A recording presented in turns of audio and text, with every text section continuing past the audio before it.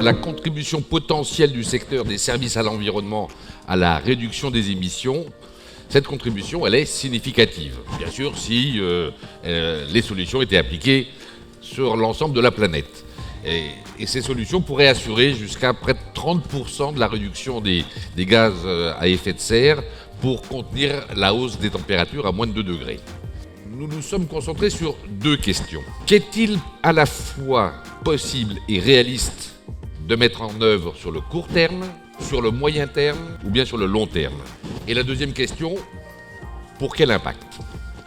Et pour y répondre, nous avons passé les différentes solutions envisageables au crible de 4 critères d'accessibilité.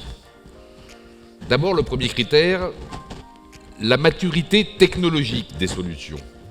Deuxième critère, cette fois la maturité commerciale de la solution. Troisième critère, celui du soutien réglementaire.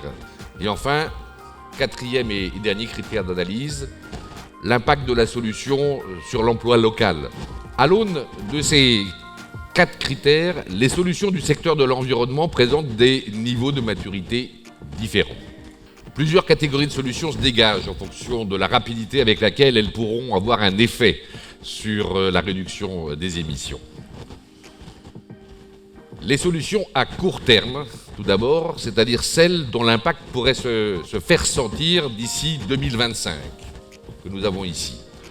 Ce sont par ordre d'impact décroissant sur la réduction des émissions.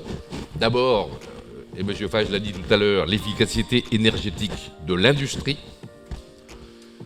Ensuite, le développement de la cogénération, la valorisation des déchets organiques, l'incinération des déchets non recyclables, l'augmentation du rendement des réseaux d'eau potable, ainsi que, pour ce qui est des mesures d'adaptation, le dessalement de l'eau de mer. Il y a ensuite des solutions, on va dire à cheval entre le court terme, horizon 2020-2025, et le moyen terme, 2025-2035. Parmi ces solutions, l'efficacité énergétique des bâtiments est sans doute la plus contributrice. Mais il existe aussi la valorisation de la chaleur fatale des industries et des eaux usées, le recyclage des plastiques et le recyclage des déchets hors plastique. Ensuite, on peut avoir une troisième catégorie de solutions, les solutions à moyen terme, dont l'impact se manifestera plutôt autour de 2035. Le développement des chaudières biomasse, qui est une solution d'atténuation, mais aussi la réutilisation des eaux usées, solution, elle, d'adaptation. Et puis, il y a des solutions à plus long terme, dont l'impact se manifestera après 2035. Ce sont par exemple la capture du CO2, gros contributrice à la réduction, mais pas encore aujourd'hui mature, même techniquement, et le stockage de l'énergie.